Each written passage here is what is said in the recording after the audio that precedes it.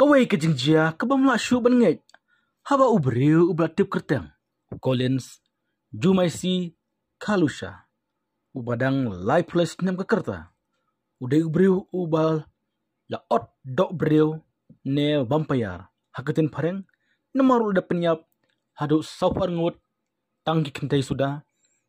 Cameron shu kajingsen ayaki.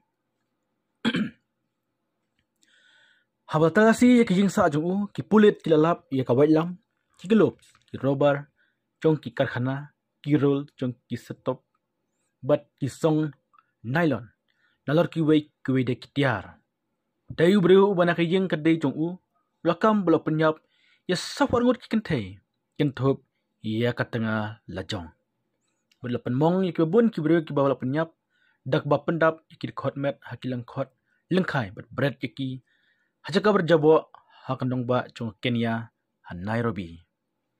Kani ke jinglap ke besar ke kelas dang haba lap de kamet yap chung ki henrengut kin thei. Kebla syap pen pra ha ke wei ke jaka ti mau. Kebla ino kebla pedon kamkum ke jaka berjabo hajaka sa chung ka Mukuru han Nairobi. Kani ke jaka bernyut chung ki nong nong kala long ke jaka shong thai. Ke bakat du chung ki babun ki nong sha keno bela penyap hau Kalusha. Dayu beriu besa hakawai ke kamera, kabla sniu bah ke badon hajan. Bela kam bala penyap ikan thai, bat penyap bat bread yikinong syap penyap Hamadan. Ki pulit chung ke Kenya, kila kemia Kalusha, din katokat nesngi, balalap ya katai kemediap. Kinong mudawi kila pentikena ba Kalusha.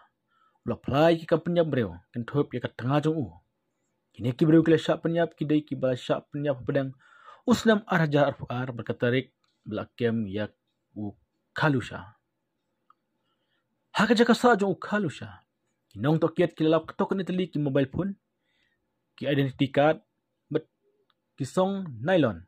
Ki besrem bet ki bapun kam ban sop ya ki met yap jong kinong syak penyap. Kani ki jing penyisya ke dau syak jing penyap beriu.